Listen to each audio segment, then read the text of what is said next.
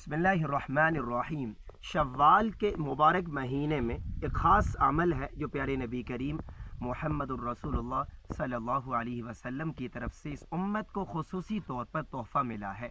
وہ عمل، وہ وظیفہ، وہ شوال کے 6 روزے ہیں۔ آپ صلی اللہ علیہ وسلم نے فرمایا، مفہوم حدیث ہے کہ جس نے شوال کے 6 روزے رکھے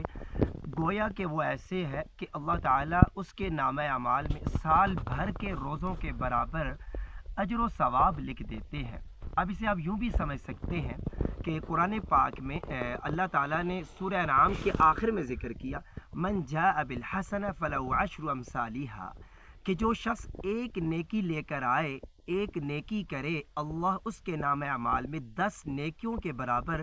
اجر و ثواب لکھ دیتے۔ رمضان کے 30 دن کے روزے گویا کہ 10 مہینوں کے روزوں کے برابر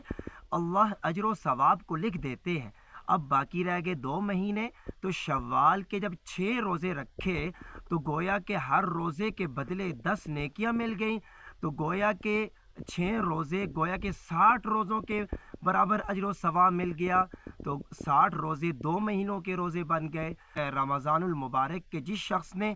روزے رکھے پورے، پھر اس کے بعد شوال کے 6 روزے رکھے، تو اس کے نامہ اعمال میں پورے سال بھر کے اجر و ثواب، روزوں کے برابر اجر و ثواب اس کے نامہ اعمال میں لکھ دیا جاتا ہے۔ یہاں پر ایک بات یہ بھی ذہن نشین کر لیجئے کہ رمضان المبارک کے فرض روزے تو ہر مسلمان عاقل بالغ پر فرض ہے، لیکن اگر کسی شخص نے کسی وجہ سے رمضان المبارک کے روزے نہیں رکھ پایا،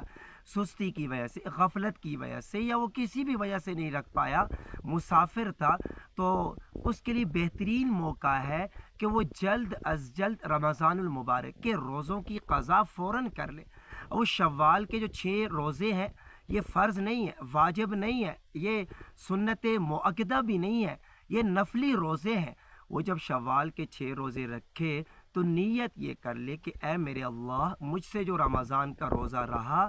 میں اس روزے کی ادائیگی، اس کی قضا کر رہا ہوں۔ اللہ تعالی ہمیں عمل پیرا ہونے کی توفیق عطا فرمائے، آمین۔